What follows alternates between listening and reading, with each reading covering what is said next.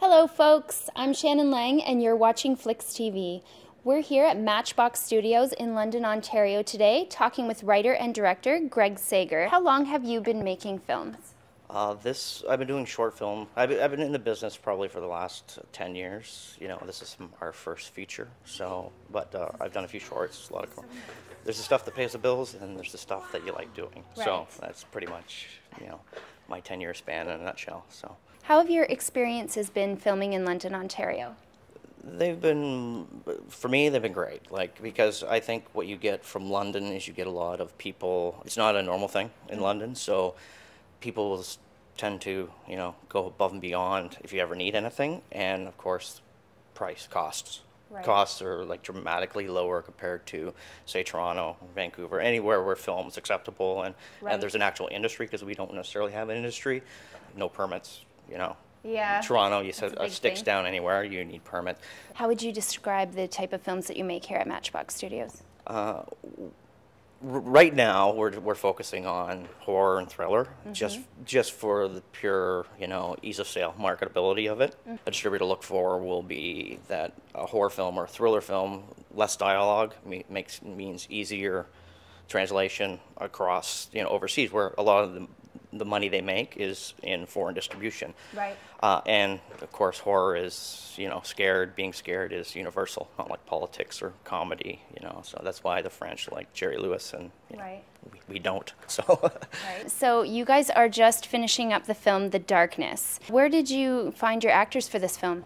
We went to Toronto. We have a big theatrical acting community, and a lot of times theater acting and film acting don't mesh. Yeah. So acting is going to make or break you, and it makes, seriously, directing's 10%. Really? Oh yeah, if you get everything lined up prior to it, and you have a good cast that knows their stuff and they're professional, and they know that you don't need to scream and yell or project. Right. When you're, this far from one another. Yeah. Just having them be able to do that, they saved my life. So the movie has a very polished look to it, very professional. Can you tell us a bit about the cinematography and what kind of equipment you used? Gary, our DOP, he's my saving grace. He's the guy that I can lean on, and I know because he's the calmest guy I've ever met. Bombs could be exploding around you, have nothing to do with the movie, and he'd be just sitting there with a smile on his face. And when you're doing stuff, 16 days straight, 15, 20-hour days, it's just you need somebody like that. And that, kind of comes up with what you see on the screen with his lighting. I've worked with him for 12 years, and I knew we'd always be here someday at this, doing a feature together. It was always a question of when.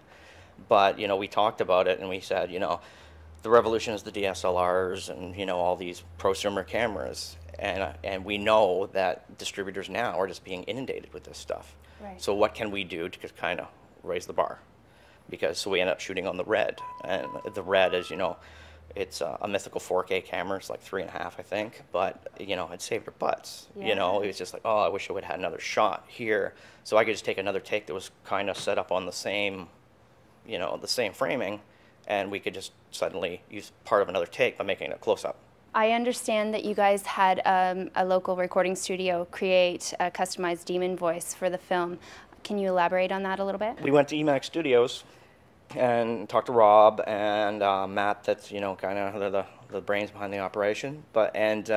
We didn't want the typical down pitching of a demon voice that everybody does, right? Right. We wanted to go back to old school, The Exorcist, where even The Exorcist was kind of just a guy's voice on a young girl.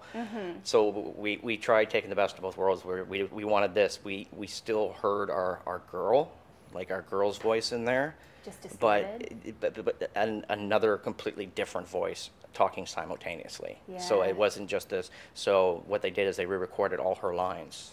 Okay. And then did a mix from her original voice to the new lines, and it just sounds like she smokes 20 packs of cigarettes a day, and it's great.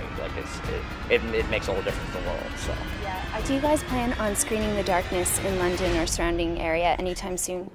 We're hopefully going to do a screening for the people that were involved. September, we're planning on doing that and kind of ramping up a combination of that, and that's when we'll bring investors to screen that one Right. for the next one. Cool. Because we're planning on going in May of next year on Kingdom Come. So What advice would you give to aspiring filmmakers just getting started? work within your means. Like just it's all begins with story. I don't care what anybody says, it's story and nothing more. To make a good story, if you know you can get these locations, go, okay, what kind of story can I come up with that's going to be interesting, Yeah. that I can utilize everything I have around me, you know, that isn't going to cost me an arm and a leg, or that's not going to be a pain in the butt to get. If you approach it, especially for your first one, like your first one, that one, you know, that's when you're going to be judged the most. Like hopefully it's not the make or break one, but you know, it's kind of it's going to set the stage for, you know, you and your team. Well, it was fantastic to meet you, Greg. Thank you very much for having us to your studio, and thanks for chatting with us today.